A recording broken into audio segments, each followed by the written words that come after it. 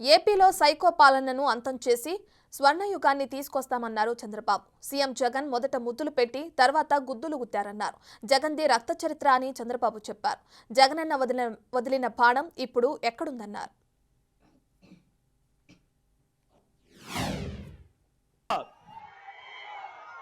తెలుగు జాతి స్వర్ణ యుగం కోసం, తెలుగు ప్రజల ఆత్మ గౌరవం కోసం, స్వచ్ఛమైన ప్రజా పాలన కోసం, తెలుగు జాతిని నెంబర్ 1 చేయడం కోసం, సీమలో సాగునీటి ప్రాజెక్టుల కోసం, హార్టికల్చర్ అభివృద్ధి కోసం, మన బిడ్డల ఉద్యోగాల కోసం, ఆడబిడ్డల రక్షణ కోసం రాష్ట్రాన్ని కాపాడుకుందాం. కడాన రాతియుగం పోవాలంటే స్వర్ణయుగం రావాలి. ఆయన నమ్మిన వాడు వాళ్ళ తమ్ముడు వివేకానంద రెడ్డి లక్ష్మణుడు మారిగా ఉండేవాడు, రామలక్ష్మణుడు మారిగా ఉండేవాడు. అన్న మాట జమజాటన వ్యక్తి వివేకానంద రెడ్డి. ఏం తమ్ముళ్ళు అలాంటి వ్యక్తిని ఏం చేశారు? ఏం చేశారు? ఎన్ని డ్రామాలు ఆడారో చూశారా అని మిమ్మల్ని అడుగుతున్నా. నారాసుర రక్త చరిత్ర. జగన్మోహన్ రెడ్డి ఇంట్లో గొడవ అవునా? గొడవ అవునా కాదా? మీ ఇంట్లో గొడవ అయితే ఎవరు పరిష్కారం చేసుకోవాలా? మీరే కదా. మనకేం సంబంధం? నువ్వే కదా ఆ రోజు చెప్పావు. నువ్వు జైల్లో ఉంటే పాపం షర్మిల గారు ఏం చెప్పారు? జగనన్న బాణం, జగనన్న వదిలిన బాణం రాష్ట్రం అంతా తిరిగింది. నేను పాదయాత్ర చేస్తే పాదయాత్ర కూడా చేసింది. పార్టీ కోసం పనిచేసి తప్పట్లేదు. ఇప్పుడు ఎక్కడ తిరుగుతా ఉంది ఆ బాణం? నేను ఒక విషయం అడుగుతున్నా మిమ్మల్ని.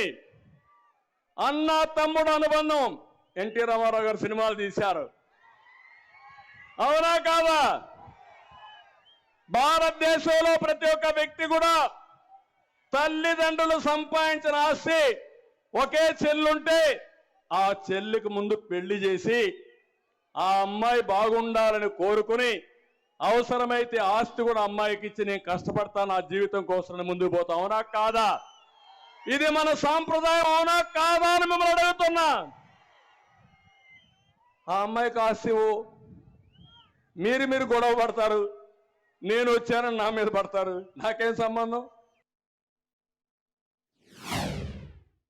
5 సంవత్సరాల వైఎస్ఆర్ కాంగ్రెస్ పార్టీ పాలన పేదవాళ్ళ పాలిట శాపంగా మారింది.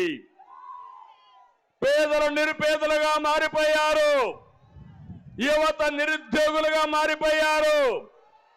నేను అందుకనే ఈ ఆళ్లగడ్డలో ప్రారంభిస్తున్న స్వర్ణయుగం మళ్ళీ రావాలని మనస్ఫూర్తిగా ఆకాంక్షిస్తున్నా. స్వర్ణయుగం కావాలన్నా తెలుగు జాతికి, లేకపోతే రాతి యుగం కావాలన్నా వైఎస్ఆర్ కాంగ్రెస్ పార్టీ పాలనలో. ముద్దులు పెట్టాడా? ఒక్కసారి అన్నాడా? మురిసిపోయారా మీరందరూ? ఓటేశారా లేదా? ఇప్పుడు అందరూ నెత్తిన చేయి పెట్టాడా లేదా అని మిమ్మల్ని అడుగుతున్నా. అందరికీ కష్టాలు వచ్చాయా లేదా మీరే చెప్పండి.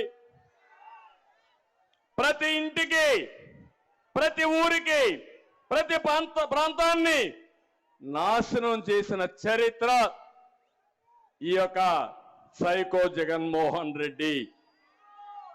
జగన్కు తెలిసింది రద్దులు, గుద్దులు, బొక్కుడు, నొక్కుడు, కూల్చివేతలు, దాడులు, కేసులు తప్ప ఇంకేమీ తెలియని వాడు.